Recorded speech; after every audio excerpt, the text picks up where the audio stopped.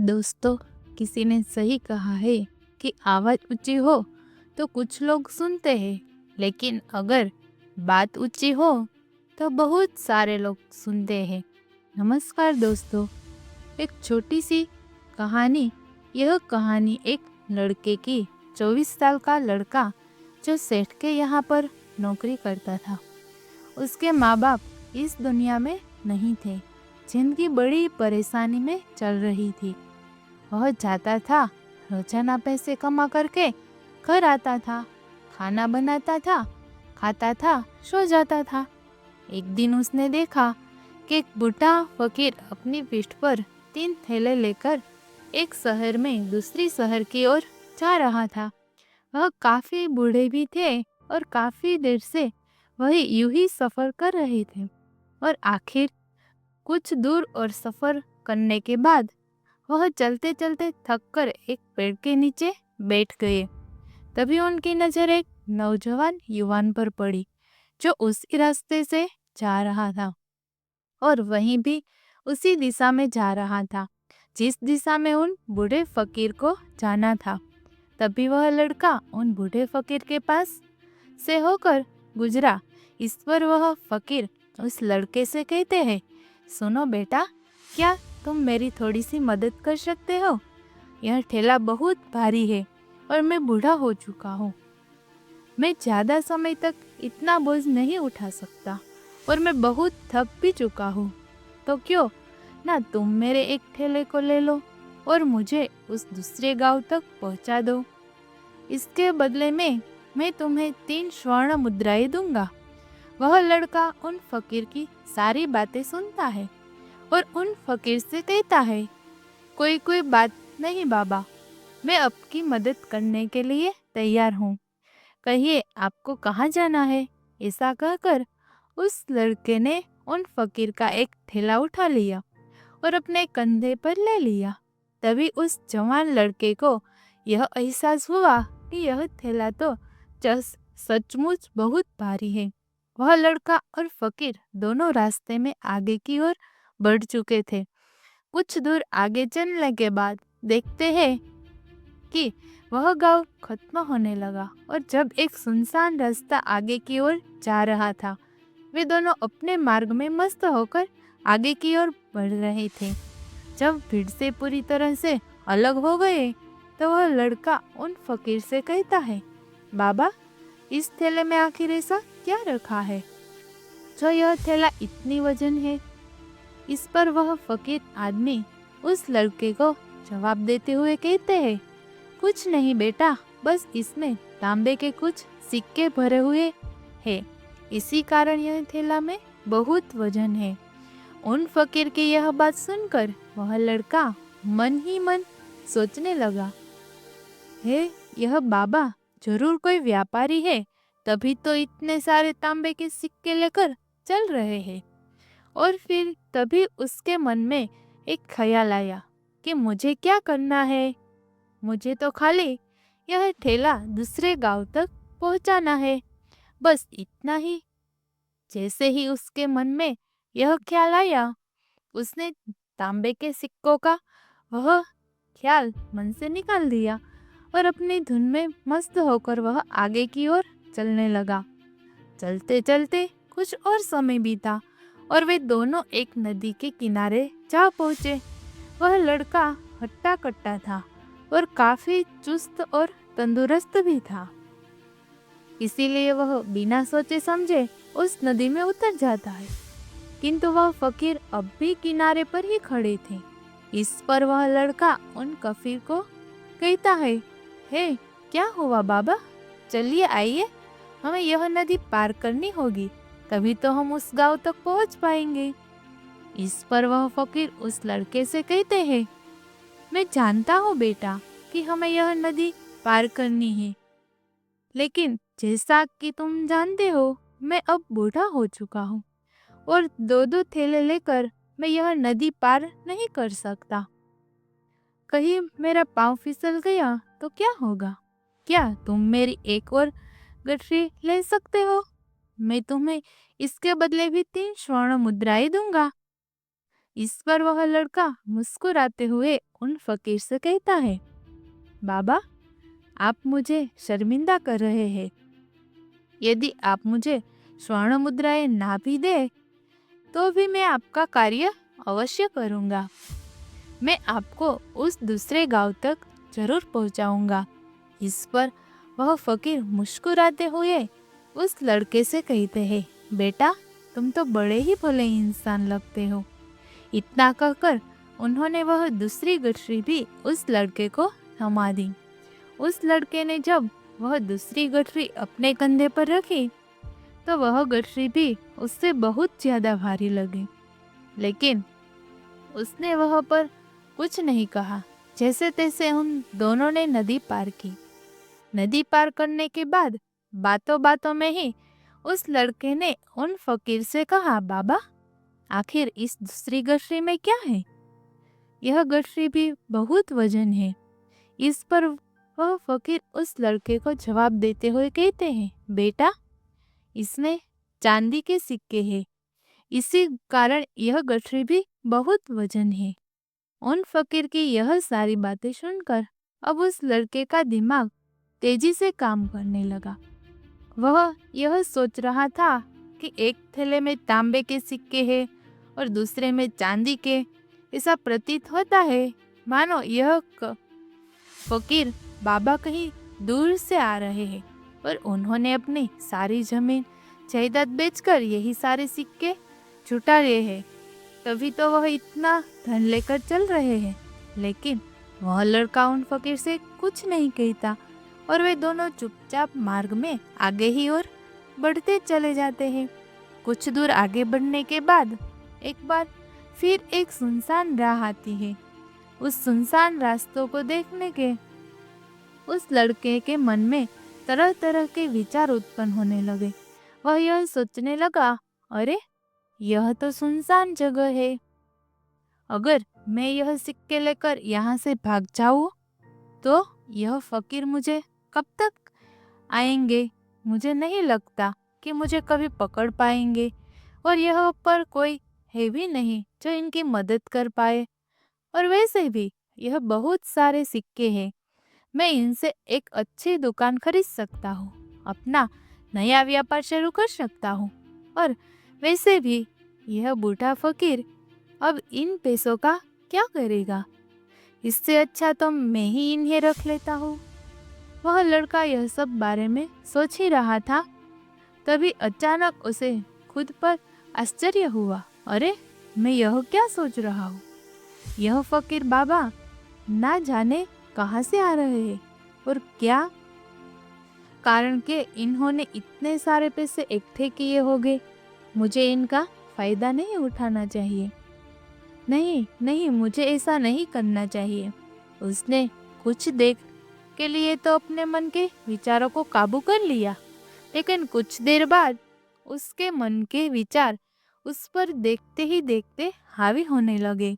वह लड़का 2 ठेले लेकर उन फकीर के पीछे पीछे चल रहा था और कुछ दूर आगे चलने के बाद एक पहाड़ी आई। इस पर वह फकीर बाबा उस लड़के से कहते हैं, बेटा, यह पहाड़ी में नहीं चढ़ पाऊंगा। मैं काफी बूढ़ा हो चुका हूँ और मेरे घुटनों में भी दर्द रहा है। यदि तुम मेरी तीसरी गठरी पे ले लो तो मैं तुम्हें 3 और स्वर्ण मुद्राएं दूंगा, लेकिन याद रखना, इससे कहीं गिरा ना मत, कहीं यह गठरिया खुल ना जाए। इस पर वह लड़का उन फकीर से कहता है, क्यों बाबा, आखिर इसमें ऐसा क्या है? इस पर वह फकीर उस लड़के से कहते हैं, बेटा, इसमें स्वर्ण मुद्राएं हैं। सुनकर वह लड़का मन ही मन बहुत प्रसन्न हुआ। उसने चुपचाप वह गठरी भी उन फकीर से ले ली और देखते ही देखते वे दोनों मार्ग में आगे की ओर बढ़ने लगे। अब वह फकीर बिना कोई वजन लिए हुए आराम से पहाड़ की चढ़ाई पर चढ़ रहे थे, किंतु वह नौजवान लड़का जो पीछे था वह वजन के कारण बहुत धीरे धीरे चल पा रहा था। लेकिन जब से उसने सोने का नाम सुना था, उसका मन तो उछलांग मार रहा था। वह मन ही मन सोच रहा था, अगर मुझे यह सारा धन मिल जाए तो मेरा पूरा जीवन तो आराम से कट जाएगा। वैसे भी यह बाबा तो बूढ़े हो चुके हैं, भला इन्हें इतने पैसों की क्या जरूरत है? इनका जीवन तो वैसे भी कट चुका है। मैं एक काम करता हूँ, यह सारे पैसे लेकर यहाँ से भाग जाता हूँ। लड़के के मन में अनगणित विचार उठ रहे थे। लड़के का मन अब उसकी बुद्धि पर पूरी तरह से हावी हो चुका था और उस लड़के के मन अपनी बात को सही साबित करने के लिए उससे कुछ भी कर रहा था। और तभी उस लड़के के मन में एक और विचार उत्पन्न हुआ और अब की बार वह लड़का यह सोच रहा था, लगता है यह फकीर बाबा कोई चोर है, वरना इसके पास इतनी सारे स्वर्ण मुद्राएं कहाँ से आएगी। अगर यह कोई व्यापारी होते तो भला यह इस तरह से पैदल यात्रा तो नहीं करते, और अगर इनके पास इतने सारे पैसे थे तो यह कोई ना कोई साधन भी तो अवश्य कर सकते थे। लगता है यह कोई चोर है, और चोर से चोरी करने में भला क्या बुराई है। यह सोचता हुआ वह लड़का अब उन फकीर से तेजी से आगे की ओर बढ़ रहा था और देखते देखते वह फकीर से आगे भी निकल चुका था। और वह यह सोच रहा था कि जैसे ही इस पहाड़ की ढलना आएगी मैं तीनों गठरियाँ लेकर भाग जाऊंगा। इससे यह सारे पैर से मेरे हो जाएंगे और मेरी गरीबी भी हमेशा हमेशा के लिए दूर हो जाएगी। मैं जो चाहूँगा मैं वह कर पाऊंगा। मेरे पास बहुत सारा धन होगा। और देखते देखते वह दोनों पहाड़ की चोटी पर पहुंच गए और अब ढलना का रास्ता शुरू होने वाला ही था। तभी वह लड़का उन फकीर से नजरें बचाकर वही तीनों गठरियाँ लेकर भागता हुआ आगे बढ़ गया। अब उसे अपना शरीर बहुत हल्का महसूस हो रहा था, मानो उसे उन तीनों ठेलों का वजन तक ना मालूम पड़ रहा था।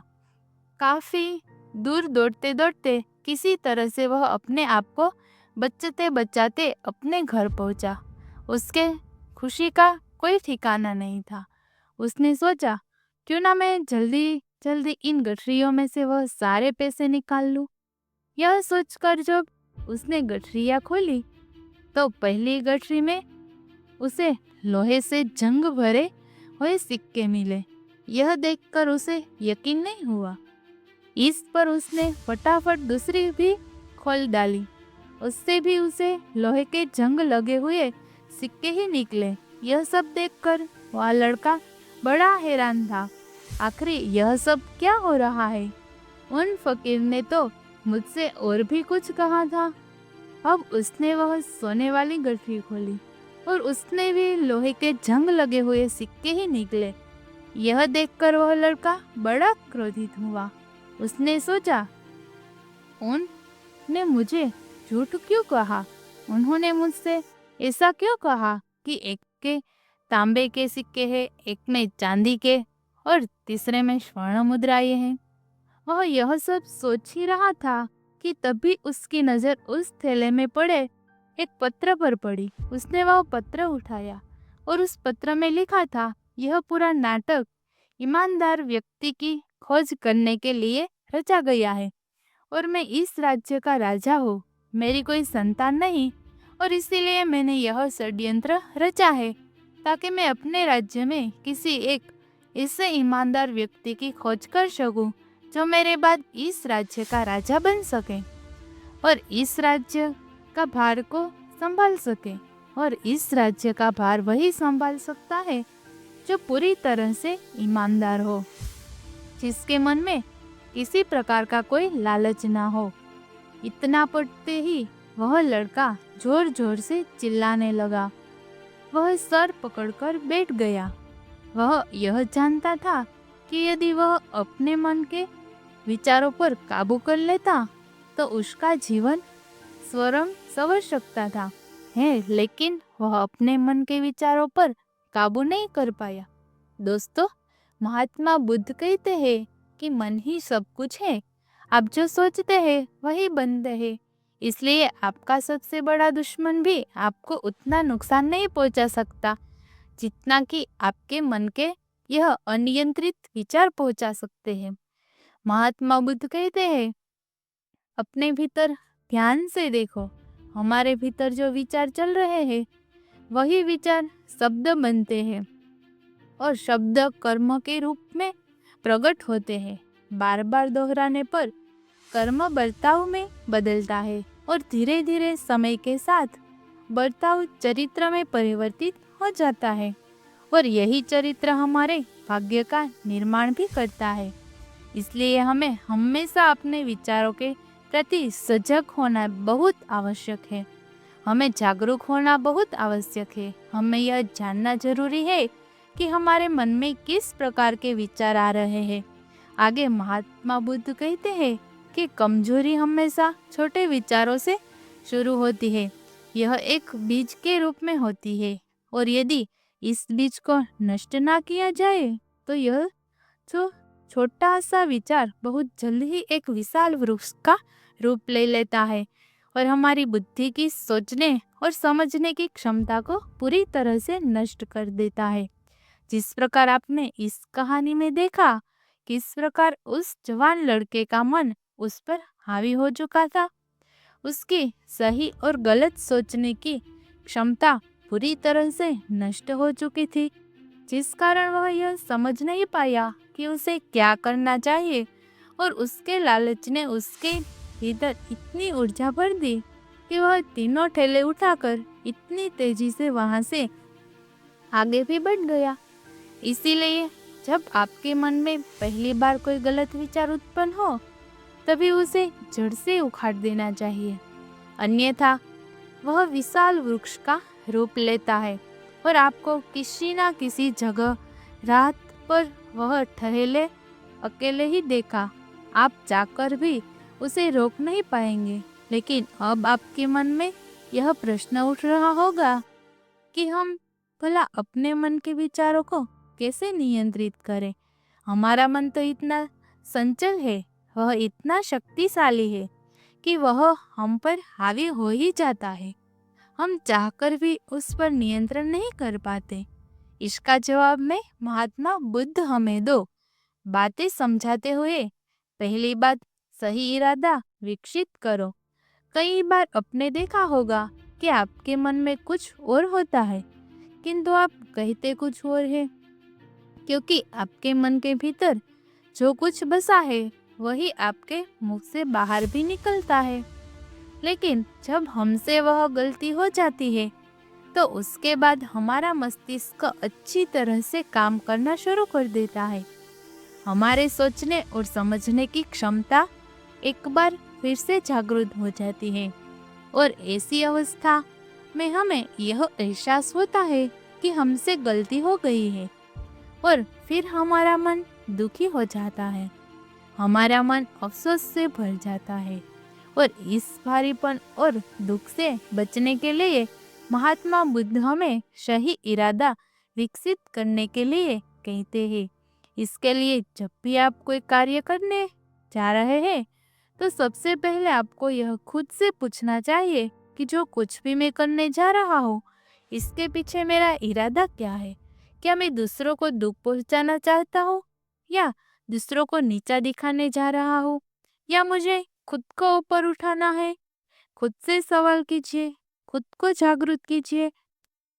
जब आप इरादों के प्रति सचेत होने लगेंगे, जब आप विचारों के प्रति सजग होने लगेंगे, तभी आपके भीतर सकारात्मक ऊर्जा का प्रवाह होगा। तभी आप सकारात्मक इरादों से जुड़ने लगेंगे और आपके मन के भीतर बसी हुई वह नकारात्मक ऊर्जा, नकारात्मक इरादे बदल काम होने लगेंगे। परंतु याद रहे, आपको यह हर रोज करना होगा और आपको यह हमेशा ध्यान रखना होगा कि आपको केवल अच्छा सोचना है। आपके इरादे हमेशा अच्छे होने चाहिए, तभी आप दुख और तकलीफों से बच सकते हैं। अन्यथा आप इसी तरह से दुख और तकलीफों में घिरे ही रहेंगे और आप कभी इससे निकल नहीं पाएंगे। दूसरी बात, मन के प्रति सजगता विकसित करो, जिससे आपका मन देखते देखते शांत होगा। और आपके मन के भीतर बसी हुई वह नकारात्मक ऊर्जा, नकारात्मक विचार खत्म होने लगेंगे और आप शांति की ओर आगे बढ़ेंगे। और आपको इसके लिए बस इतना ही करना है कि इस पल में जो कुछ भी हो रहा है, आपकी आंखों के सामने आपके भीतर जो कुछ भी जैसा भी चल रहा है, बस उसे देखते रहना है। अपने मन के अच्छे बुरे विचार, अपनी भावनाएं और अपनी यादों पर बिना प्रतिक्रिया किए हुए उन्हें केवल देखते रहना है, जिससे आपके मन के सारे विचार देखते ही देखते खत्म होने लगेंगे।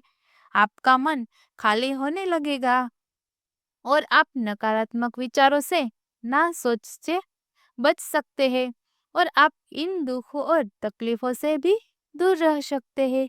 इसीलिए महात्मा बुद्ध कहते हैं, जो स्वयं को देखता है वही सबसे बड़ा तपस्वी है। अर्थात जो अपने मन में चल रहे उन विचारों को बिना प्रतिक्रिया दिए हुए केवल देखता है और उन पर कोई भी प्रतिक्रिया नहीं करता, बस उन्हें देखता और समझता है। वास्तविकता में वही मन पर नियंत्रण भी कर सकता है और वही अपना जीवन खुशी और सुख खुशहाली तौर भी कर सकता है। इससे यदि आप भी अपने जीवन को सुखी और सुहाल करना चाहते हैं, तो आप सबसे पहले अपने मन पर नियंत्रण करना सीखें। अपने मन को खाली करना ही होगा। अपने मन के विचारों के प्रति आपको सजग होना ही होगा। दोस्तों, उम्मीद है कि आपने आज की इस वीडियो से जरूर कुछ ना कुछ सीखा होगा। अगर आपको यह कहानी अच्छी लगी है तो वीडियो को लाइक करें और चैनल सब्सक्राइब करना मत भूलिएगा। धन्यवाद।